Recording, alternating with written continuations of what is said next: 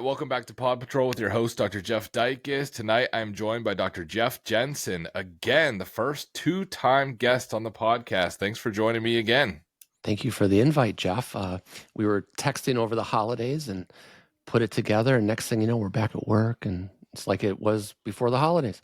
Yeah, it's like you spend so much time getting ready for the holidays, and then a blink of an eye, and everything's back to the real world and back to the grind. So, did you have a good holiday? You have a good little bit of time off? We did. We had a little break at the school. Having the holidays in the middle of the week, though, a couple times I was like, well, what day is it? I was kind of felt messed that way up too. Yeah. But we had a great time. Thank you. Felt like I was in retirement. My parents are retired. They never know what day it is. Like, that Right. must be nice. Yeah. So love how's it. the podcast going? So the host of Dean's Chat podcast, how is the podcast going? Alive and well, and you guys are pumping out episodes left and right and having on all kinds of amazing guests. I listen all the time. So how's the podcast going? It's going really well, and we've kind of got the rhythm down, as you know. And you get the guests, you get them booked. Every week it's kind of the same. On Mondays, Joe and I go down to the studio, or she goes down to the studio, and our guests click on, and it's very similar. We've got similar formats and introductions, and we've been interviewing a bunch of students from the schools. I'm trying to make it a all podiatric medicine encompassing experience, not just the Arizona College. Yeah, that's nice to get the student's perspective too, because not only is the student's perspective different from residents, different from attendings, but it's also going to vary between the students. When you listen to those episodes, you realize the significant variety of background that these students are coming from. Could be other countries, could be different, cultural environments that they grew up in, and how they found podiatry is so variable. It's really interesting to hear all the they all ended up in the same spot, in podiatry school, wherever it is, but it's interesting to hear all their backstories and hear how it all came together. So I think that's good to kind of get all the variety of perspectives of those on those student episodes specifically. Yeah, I think so. And I think it's good for the colleges because, for example, we put out an episode with the Schultz students. And so I sent a note to their dean and Leland, and they got it on social media. So I think it helps because it's interesting, Jeff. I interviewed 4 students today at the college, and 2 of them were completely in on Dean's Chat. They'd listen to tons of episodes. When they go to interview at the different schools, they listen to the different schools' episodes. So yeah, I think it's making a difference. Yeah, absolutely. What do you think you've learned from doing the podcast? What do you think before you did the podcast? I'm sure you knew some of these people just from networking, but I've found that when I interview these people, I almost become friends with them. And then, we kind of interact a little more than we did before. It almost is like you become friends, which is in a weird way because we've never met in person. But what have you learned from doing the podcast? It's a good thing. It's good that you're experiencing that too, Jeff, because even though we're a small profession, every time I do an interview with somebody that I know, but I'm not friends with them, for example, it seems like my horizons expand a little bit. And on Mondays, when I'm done at the studio, I jump in the car and I kind of reflect back and I think to myself, this is amazing. I just got to spend, 45 minutes with somebody in our profession. And we talked a little bit about podiatry, but we talked a little bit about life in general and what they like to do. And it puts a whole new slant on relationships. And really, podcasting is about relationships. Yeah, absolutely. So, one of your initial goals was to try to drive awareness about the profession. And I think it has. Have you been able to feel that at all yet? Or is it hard to measure that? I'll give you an example. When I do my podcast, I've had numerous people reach out and just say, hey, I really appreciate the podcast. I'm a big fan. And so that kind of gives you a little bit of extra energy. Like, okay, I guess I'll keep going. I guess I'll keep doing it. Because if you just do it and then there's this emptiness beyond and, okay, I don't know, is anyone listening? I assume they are, but maybe they are, maybe they aren't. But have you been able to feel that in any way of getting feedback from the podcast? In different ways, I think. For example, whenever I reach out and ask somebody if they'd like to be a guest on the show, and they're like, oh my gosh, yeah, I listen to all the time, I'd love to.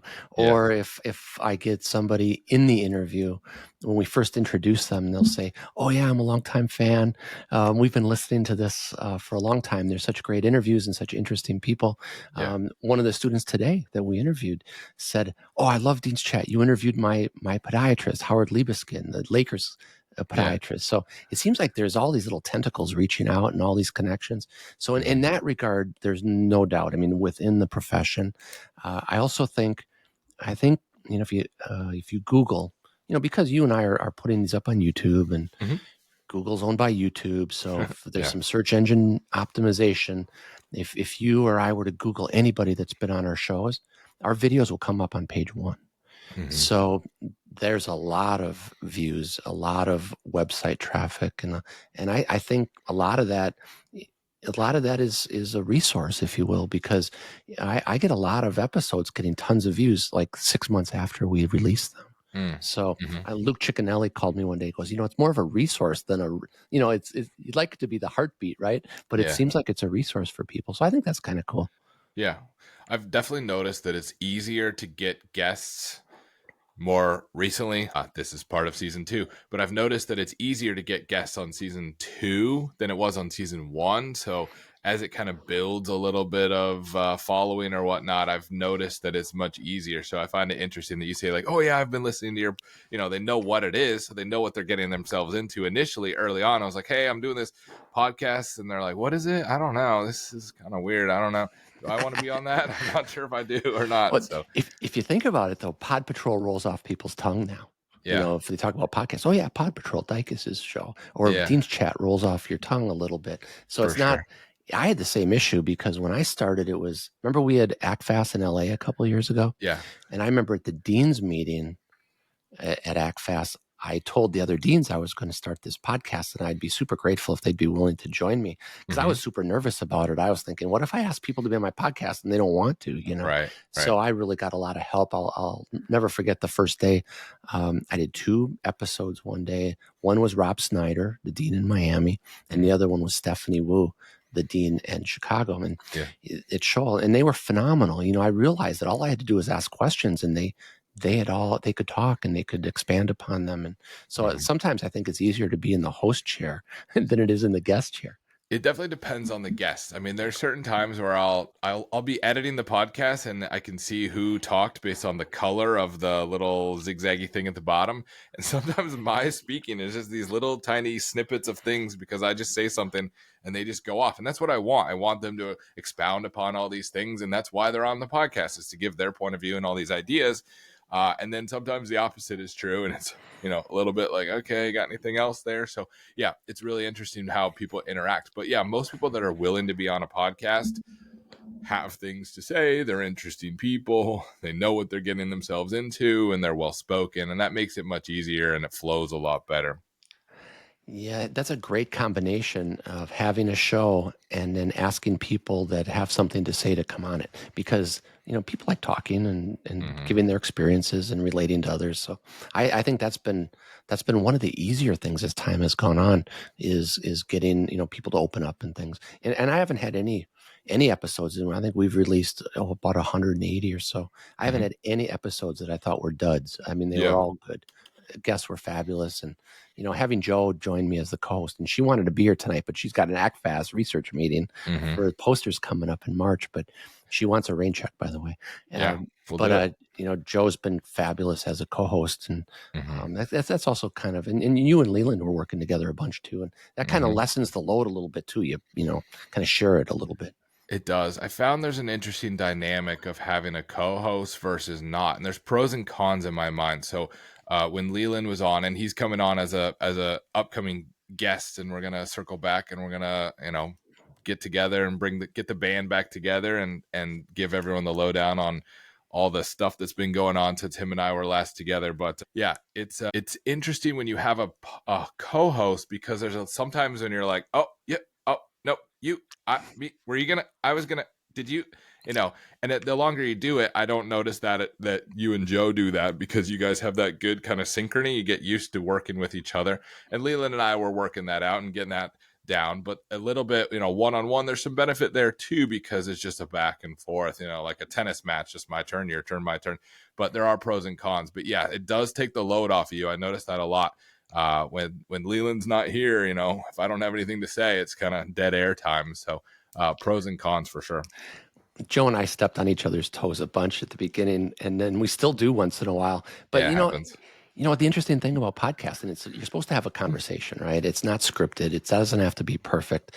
And when we're sitting at a table, at school and we're having a curriculum meeting or something, we're stepping on each other's toes all the time, right? So It kind Exactly. of feels like that sometimes too. Yeah, exactly.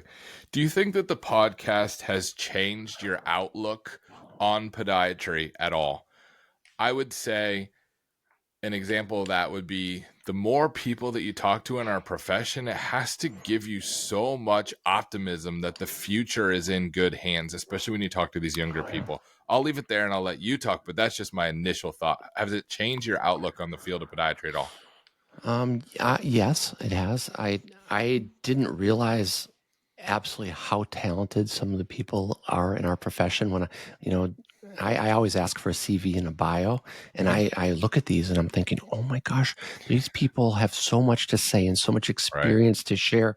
And I remember, like you've got your clinic and you're training students, and when I was in practice, we had a residency, and it felt like your influence a little bit was very narrow.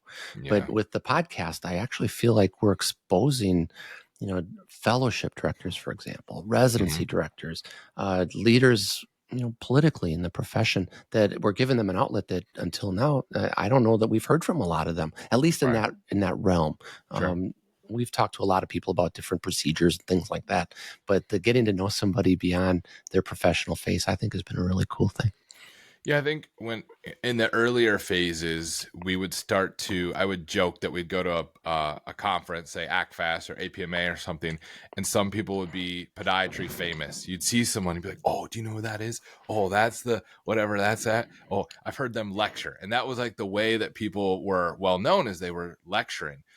But you don't really get to know the person when you just hear them lecture. You get up there and maybe they're well spoken, they're eloquent, they have good ideas, and you're saying, oh, that was impressive. But you don't get to know really the person behind it. And I think podcast kind of opens the door to see behind the scenes and see, okay, well, these are just people. They're not that different than you and I. And they went to that school and I went to this school and they went to that residency and I did that too. And it kind of it broadens your horizons, I think. And it's interesting that some of these people become more well known because you get to know them as a person rather than just hearing them lecture on whatever, topic du jour they're talking about. Yeah, that's true. And there's also some themes. If you look at leaders in our profession, as we deem them, right, and they're leaders for reasons. The reason that they're lecturing at ACFAS and they're residency directors and whatnot. Mm-hmm. There's a lot of themes. Themes where they trained, um, less where they went to school, more where they trained, I agree. and then also their ability to get involved early in their career with APMA or ACFAS and make a difference. I'm very astounded at the selflessness of so many of the leaders in our profession. I mean, it's truly a small profession, so many incredible people, and you don't really know that on the surface. Even though it's a small group, you don't see it all the time. I think the Right. podcasts illustrate that a lot. Yeah.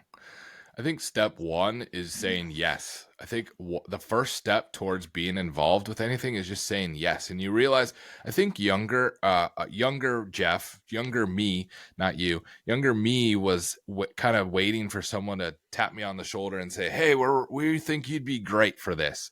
And you kind of wait around and you're like, maybe not. And then you just have to put yourself out there and be like, hey, I'll do that. I'll volunteer for that committee. I'll be part of that. You want to lecture for that? Yeah, sure. I'll lecture for that. And all of a sudden it like, boom, escalates quickly. So step one is putting yourself out there and not being afraid to get involved. But yeah, I'm impressed as well when these people, spend all this extra time, because all these committees and all this stuff is extra stuff that they don't necessarily need to do. So going above and beyond, it certainly helps everyone else. Someone has to be in charge of this committee and put this meeting together and find lectures and speakers for X, Y, and Z. And people are there hustling behind the scenes doing all of those things. So sometimes that goes unnoticed, but it is appreciated amongst the rest of the profession for sure. Joe Ritchie always calls it being vulnerable and getting out there and risking making a mistake, or Yeah. when I'm sure you had the same feelings I did starting a podcast. What if nobody listens to it, right? Or Yeah. or Right. what if just what if I can't like string a sentence together because I'm in front of the camera? Right. I mean, Yeah. all those Yeah. natural human emotions. Right. And so I think that's true in all these different areas, because look at the responsibilities so many of these docs are taking. There's a fiduciary responsibility if you're on the board of ACFAS or ABFAS or Okay. APMA. And it extends so far beyond the day-to-day practice that they belong to. So my hat's off to all the leaders in the profession for sure. Absolutely.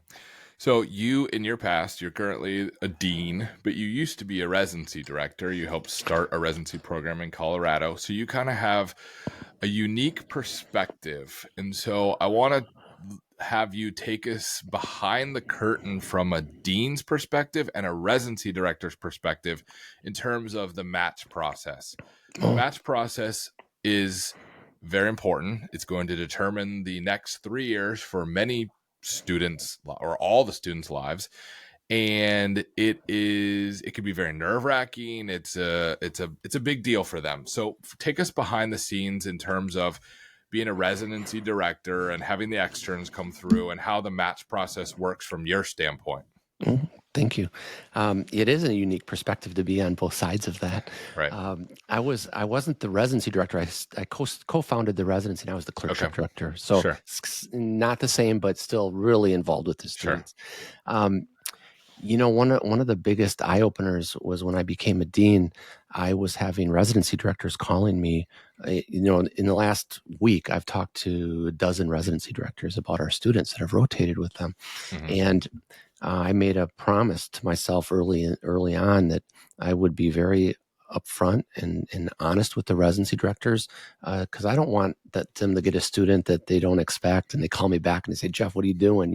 I'm never Yeah. taking your students again or something. Right. So I've found that just being very transparent has been great. I'll have residency directors call me and they'll say, hey, Jeff, you got a few minutes? And they'll say, hey, I got 6 students that rotated our program. I want you to rank them for me. No pressure.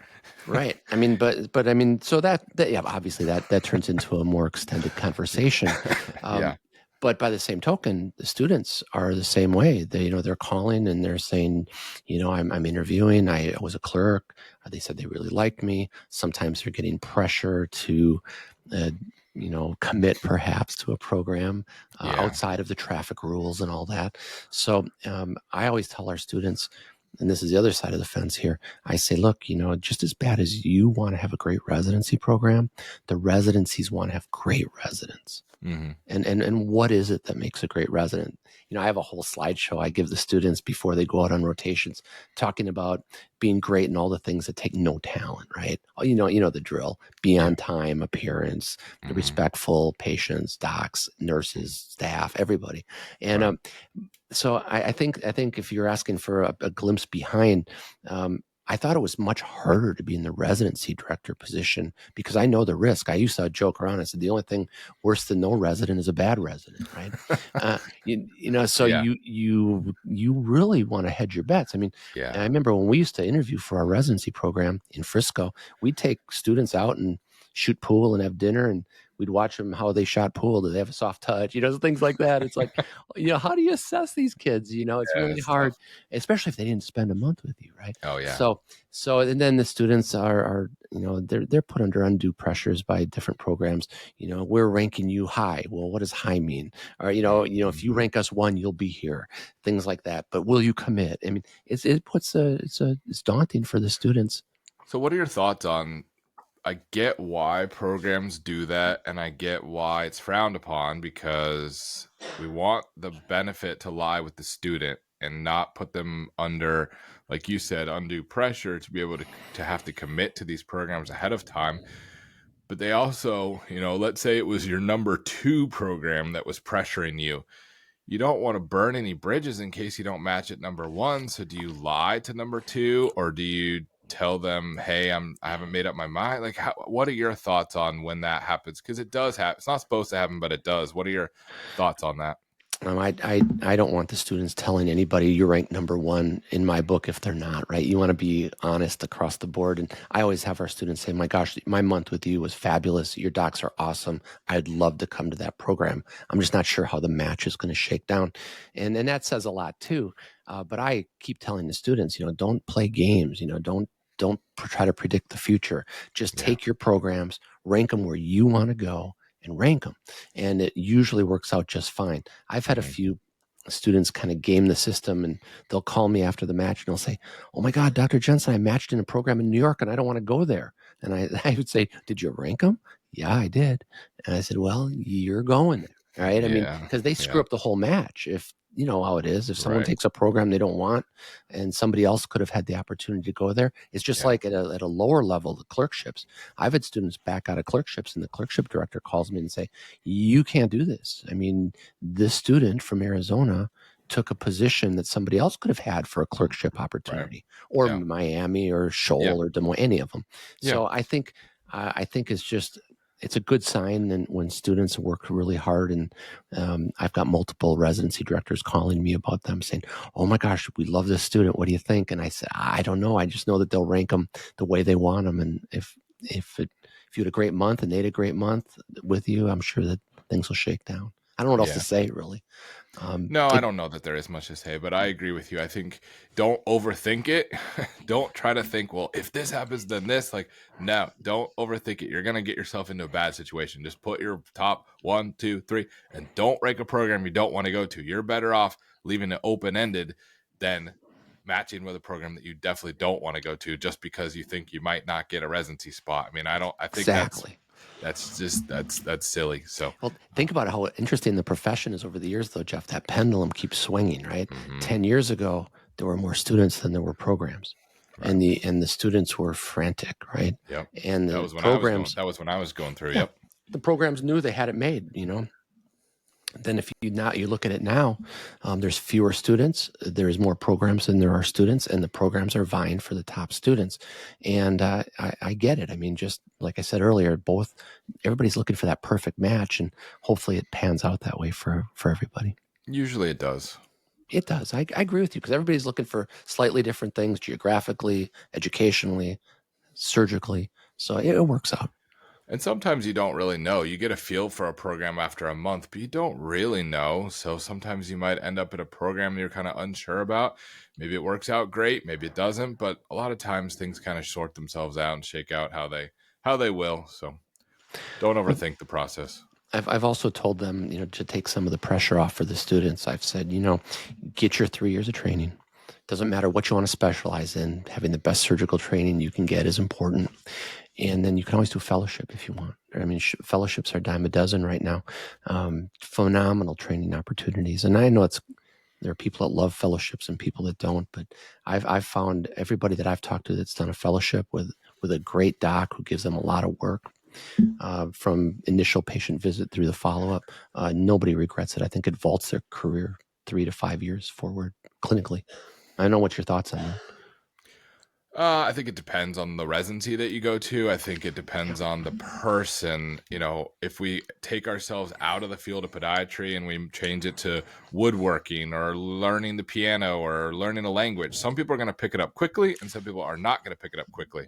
And the people that pick it up quickly, if you're like, well, let's do 10 more piano lessons, you're kind of like, no, I already played that song. Like I got it. And there might be people that are like, I don't get it. I need 10 more lessons. So that's how I view it a little bit. Is sometimes it's the in this case the doctor, the resident may benefit from some more training, but on the flip side of the coin is I think there's quite a few fellowships that offer a very unique experience that cannot be found at any residency program. Doesn't matter what residency program you go to, you're going to find a unique experience at that fellowship. So there are certain fellowships that are unable to be matched by any type of residency that those students and residents are going to go to. So I don't think necessarily everyone needs a fellowship. I think there are people that go through a good program and they're like, yep, I got it. I'm good. Maybe I'll hit a course here or there. And they don't need a full extra year because in my mind, I tell the students, hey, there is a monetary downside to that. You could be making X amount of dollars and instead you're making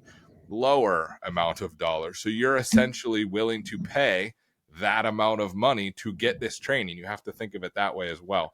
Now, is anyone going to come out of fellowship any worse than when they started? Probably not. They're going to be better trained, more well-rounded.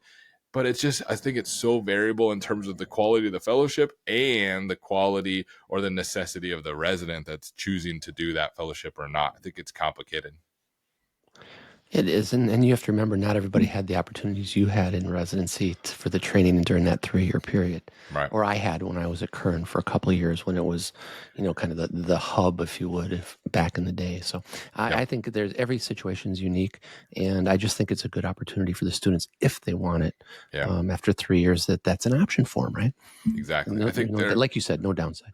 I think there's some fellowships that are an absolute home run. I mean, I think there are some that are just like, even if you went to the best residency program, if you went to this fellowship, and most people probably can name them, or if not, word of mouth can figure out what they are, then yeah, then I agree with you. That's going to elevate you next level. One of the things that I've noticed in our profession is a shift from private practice. You've been in the profession long enough that I think, whatever you want to call it, maybe even 15, 20 years ago, the number of people that were in private practice was much higher than it is today.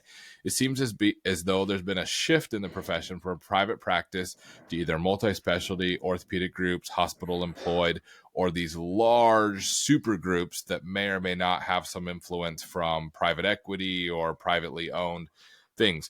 What do you think about this shift from private practice, kind of the mom pop down the street type of practice, to maybe these more global managed practices that are different than what it used to be?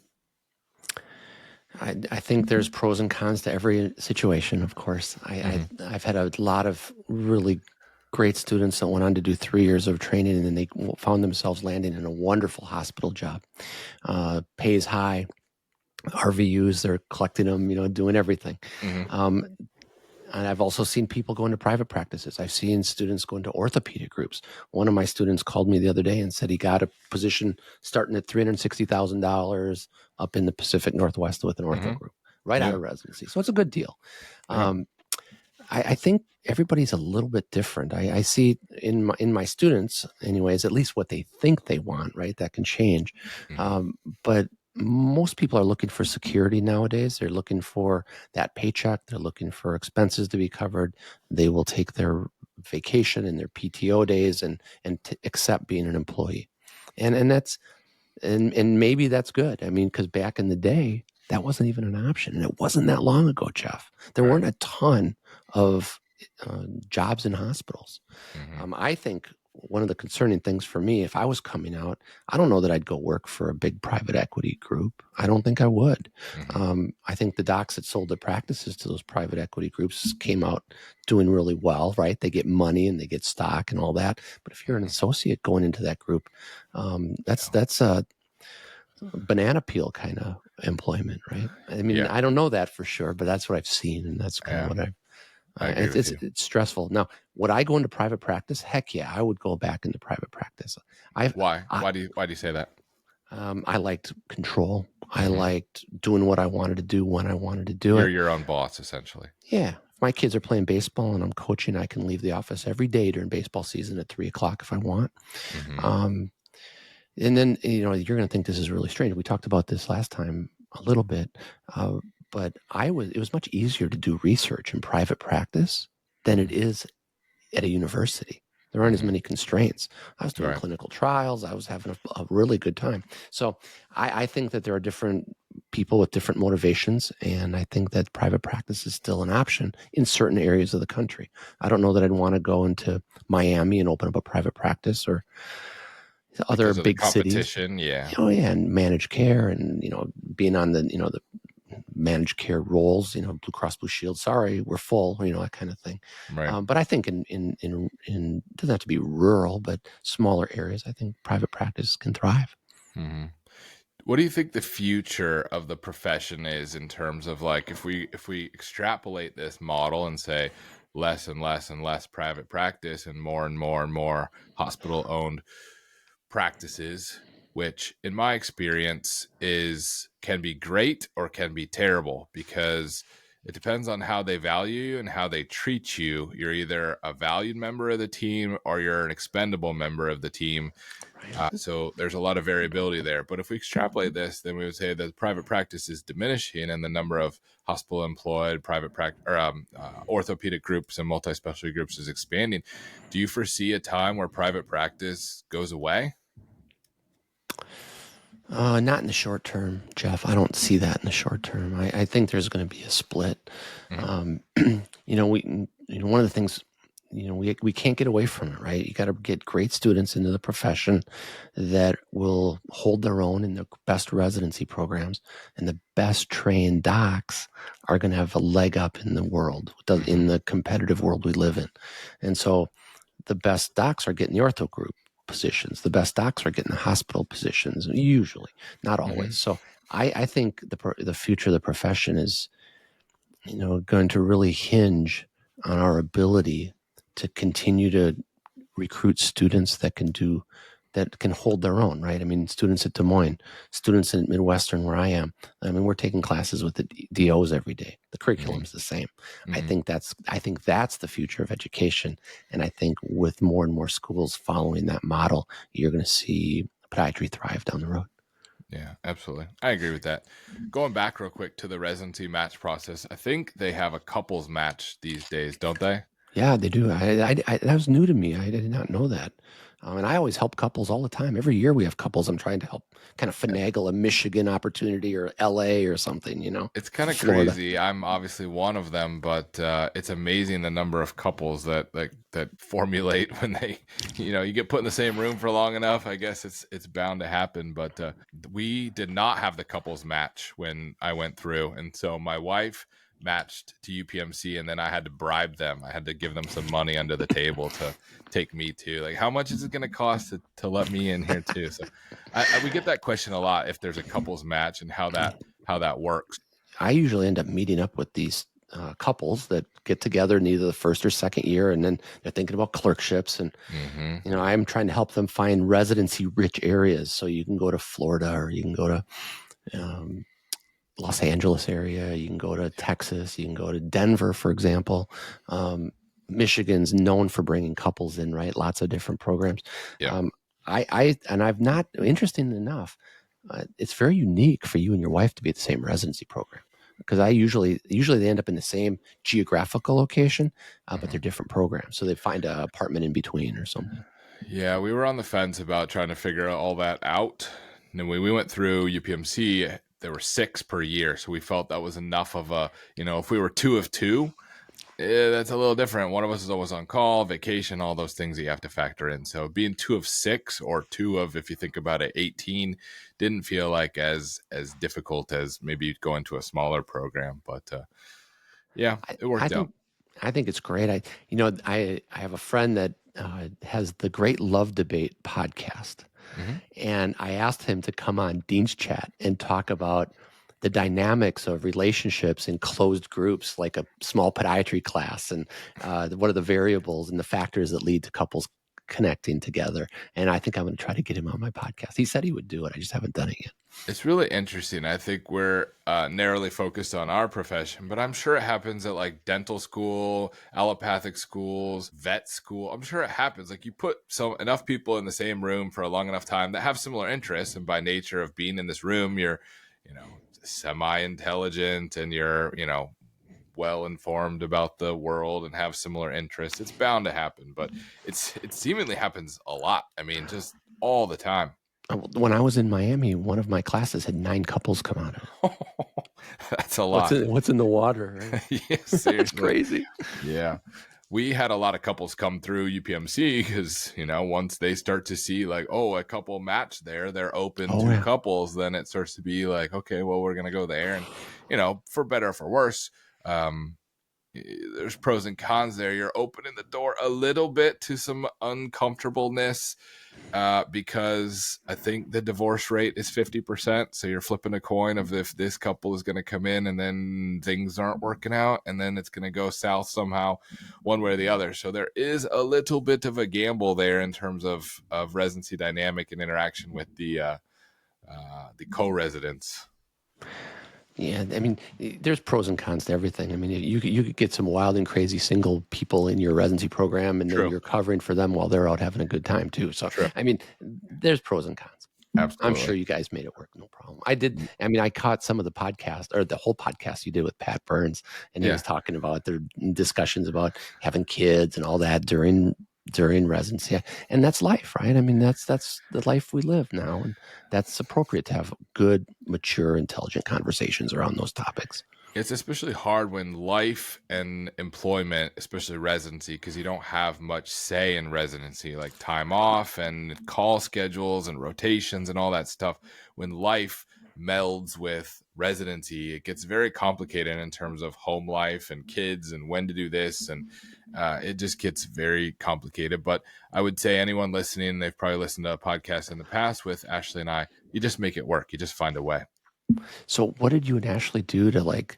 Do you have like times that you just say, "Hey, we are not discussing podiatry during this period of time"? I mean, with kids, it's easier, right? But I mean, Yeah. it's hard to separate it. How did you guys do that? It's difficult, and you try to do that. There's an episode of The Office where they're at a party and they're all talking about paper products, and then someone says, "Hey, can we not talk about paper?" And then it just goes quiet. Like they can't think of anything else to talk about. So I'm not saying Ashley and I do that. We end up talking a lot of podiatry stuff and then podcast stuff and all the stuff that comes along with it. So it's hard, but yeah, you have to kind of make that distinction and kind of separate out those things. But it's inevitable that it kind of infiltrates all aspects of your life. Not that I want to turn into the host, but you asked me that question before about how did podcasting change your perception of the profession as a whole? What's it been like for you? It gives you a much broader idea of the personality of the person that you may know. Okay, I've read your textbook, I've read your articles, I've heard you lecture, I know you're a residency director, I know you're this, this, and this. And then you talk to them and you realize, oh, you're not that different. We're very similar. We have similar interests and all those things. But yeah, it also gives you a lot of optimism about the field of podiatry, I think, because I've always thought that our profession is full of very impressive people. But then when you start talking to them, you start engaging with them, there's a little part of you in the back of your mind that's like, well, they're way smarter than I am. How do they know all that stuff? Like, how do they memorize all the articles? Like, how do they know all this stuff? I never heard of that. Like, where do they hear that from? It's like, a little bit. You could view it one of two ways. Number one is like, I don't know what's going on. I need to read more. Or number two, wow, that's very impressive. And I'm impressed by the things that you're bringing to the table here. So I think it's broadened the horizons in terms of understanding who they are as people and saying, they're not that different from you and I. When maybe you kind of put them up on a little bit of a pedestal because I've read your textbook or XYZ. But then at the same time being impressed because they do have all that kind of broad range of knowledge. So it's been very interesting.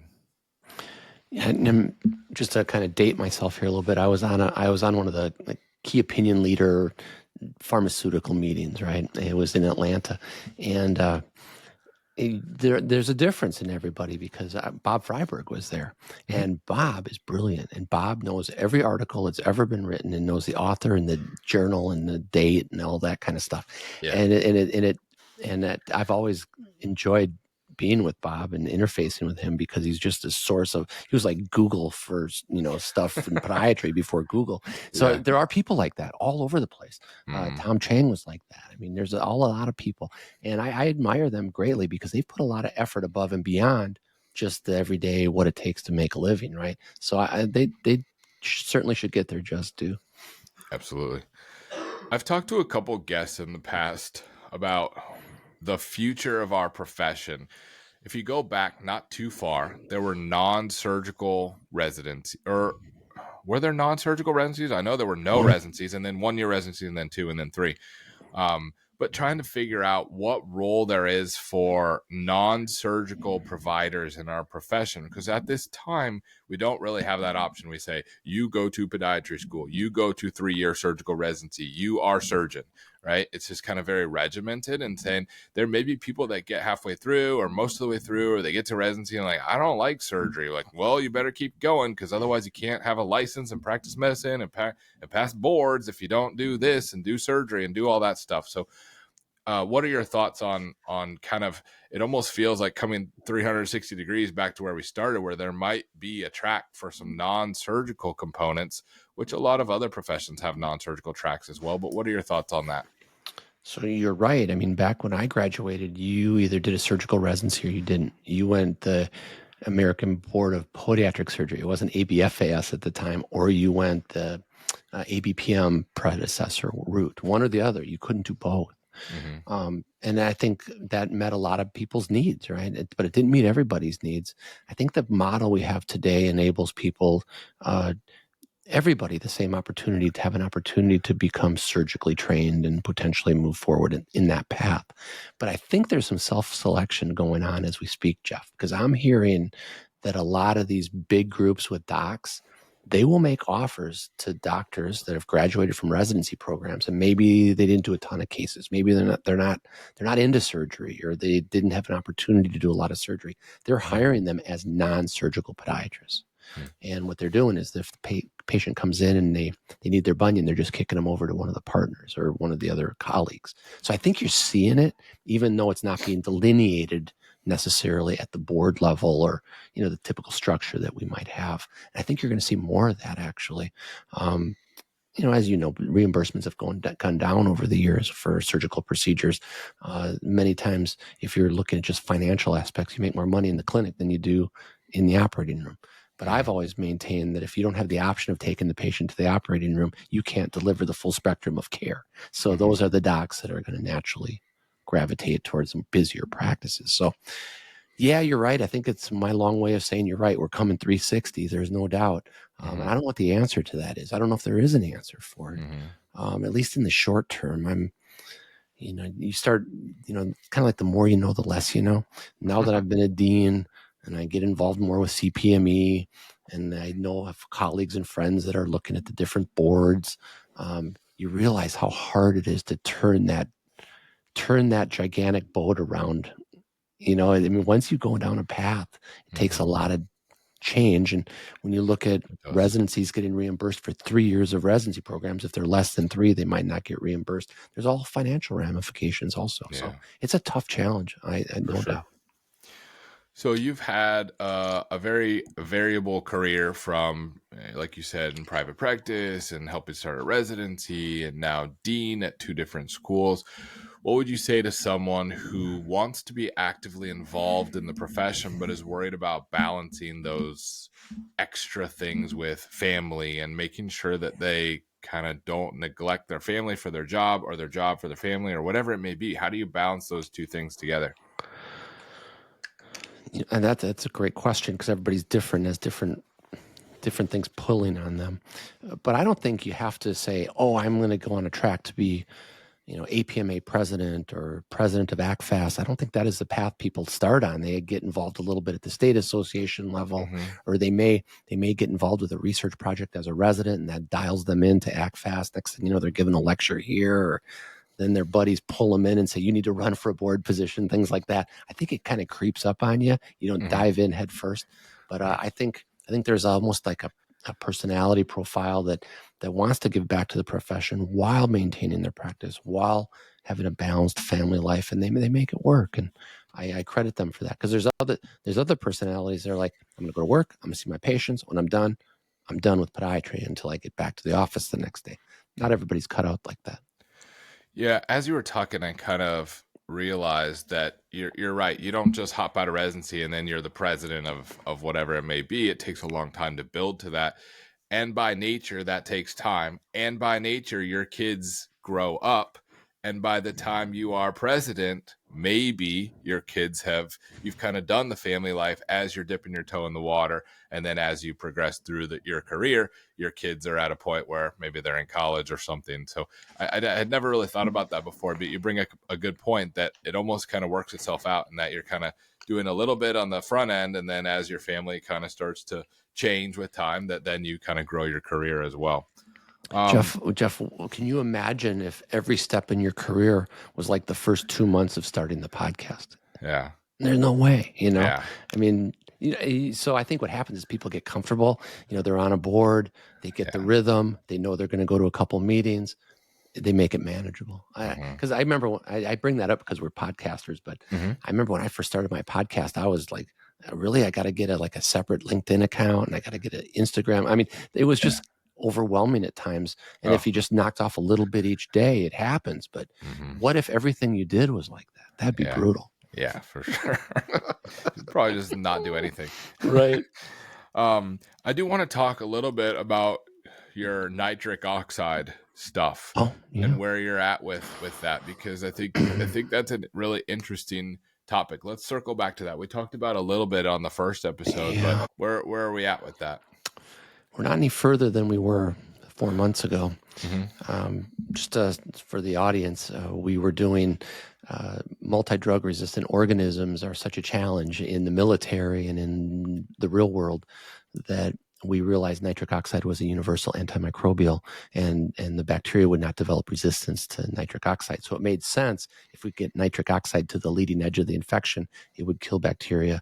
And the most, multi-drug resistant organisms, the methicillin resistant staph, Mm-hmm. Pseudomonas, BRE. yeah, exactly. I mean, so the thought on it is great. We did pig trials. I think I mentioned when COVID came along, we were trying to raise money, and a lot of the investment groups were hunkering down and protecting their current investments. Right. But I did hear from my partner, Jason Hanft in Miami, that there's another company coming out that wants to expand upon nitric oxide, and there's potential for, sharing of patents or some type of relationship collaboratively to expand on that.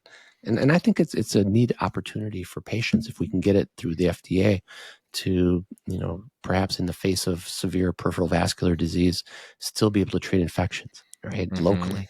Yeah. I could see that being really neat. There could even be potential for putting nitric oxide over surgical incisions and minimizing the potential for post-op infection. So there's a lot of potential, but it's not being realized right now. What's the mechanism of delivery? We would deliver it as a positive pressure. Like a wound vac almost? Yeah, but with reverse. It would have to be be reverse wound vac. Yes. Right. Positive But a pressure. sealed, but you get something with a seal and it pushes. Yep, and you'd have to have it cycling because you can't just keep pushing, right? Yeah, push back off. It's got to have somewhere to go. Yeah. And then you've got to be able to take the waste and put it into like a carbon area that would control that. So there's a lot of different risks potentially, but we were actually working with the late Greg Schultz on some of this. He unfortunately passed away this year. But I bring up his name because he's such a leader in infectious disease in the wound care space, that he thought there was some potential there too. So I think that, on paper it looks good, but there's that translation from, working on a pig model in a lab to humans is a huge step. Yeah. I think it's, we've talked about this on the previous episode, but for anyone who didn't hear that or hasn't heard that one yet, you designed, developed, patented the Total Contact EasyCast. And so trying to make an idea a reality is actually quite difficult. For anyone who didn't hear that first episode, would you mind kind of walking through that kind of, hey, I have an idea? And then later on down the road, like, it's in the offices and it's available. Like, that doesn't just happen. It's funny. I saw there was a little reel. Elon Musk was talking about one of his friends that started a company, and he said starting a company is so exciting when you first start. You're getting going and you incorporate, and then it's like eating glass and staring into the abyss. I think that was his quote. I don't think it's quite that bad, but the thing is, you have to find a need, a patient need. And it's cool that we're doctors because we see needs every single day that we think can be addressed. Yeah. And I'll keep it short, but when I was doing clinical trials, none of these clinical trials were offloading the patients. And so, but I also realized total contact casting was great, but it was a lot of work, a lot of effort, operator dependent. So I wanted to develop a cast that was easy to apply and would adapt to the patient's foot, ankle, and lower leg. And then we were able to do that, but it came through a lot of hard work and a lot of trial and error. And I wrote some NIH grants. But I think one story I don't think we talked about, Jeff, I was having a meeting with John Boswick, who is a burn surgeon And there's a Hmm. big burn meeting in Maui still named after him. He was doing a lot of research. And I told him I was going to write an NIH grant and I needed to find like the world leader in diabetic feet. And he said, well, why don't you just call Paul Brand? And I said, oh, really? I said, I could probably get a hold of Bill Clinton before I could get a hold of Paul Brand. He goes, oh, no, he's a friend of mine. He gave me his number. Yeah. Jeff, I kid you not. I go into my office. I close the door. I dial the number and Paul Brand answers the phone. I have like a half-hour meeting with Paul asking him if he would work with me with the NIH grant. Yeah. And we ended up getting the grant, and it was kind of it's a springboard, right? Because you'll learn as you go. But it was so cool to work with Paul because he was he brought Total Contact Casting to the U.S. from India, and so we had a great time. The challenge, of course, was it's one thing to develop a product with NIH grants. It's another thing to build a company. So you have to put a board together. You have to raise money. There's marketing. There's manufacturing. There's FDA requirements. It never ends. Yeah. And then you have expenses that aren't covered by the grant because the grant's for development. So we struggled at times. We ended up selling it in 2012 and did real well, selling it to what at the time was Derma Sciences. But I'll tell you, there's probably 4 or 5 years there I wouldn't want to relive financially or effort-wise. I remember one time I landed in LA for a meeting and I thought, oh my God, I was just so sore. I thought I can't even lift luggage out of the rack. I ended up having shingles. I had shingles. And when I look back on it, it was because I was like burning the candle at both ends. I was seeing patients, I was running a company, I was giving lectures. So there's pros and cons to everything. But I mean, in retrospect, it was awesome. And would I do it again? Yeah, I'd do it again. But it wasn't without its challenges. Yeah, as long as you're passionate about it, Well, that's what carries the day. Yeah, and a supportive wife too. My wife was awesome. Yeah. She's a CPA, so she was helping keep us on the. I was gonna say she comes in like, you're spending more money on what now? You're doing how much more money? Okay, well, yeah, I guess we're gonna go for it. Yep. No, she's all in. I mean, it's all good. You only live once, so you might as well go for it. Might as well go big. Yep, absolutely. I want to thank you for hopping on the podcast with me again. The first 2-time guest of Paw Patrol, Dr. Jeff Jensen. Thank you for hopping on tonight. Oh, thanks for having me, Jeff. And I sure enjoy our little texts and things. This podcasting world's fascinating. And really I think, as we talked last time, there's a lot of synergy going on. And so I appreciate all you're doing for the profession with your podcast. And I appreciate your support of Dean's Chat, too. Absolutely. Everyone check out Dean's Chat. Until next time, this is your host, Dr. Jeff Dikis, joined by Dr. Jeff Jensen. We'll see you guys next time. Bye, everyone.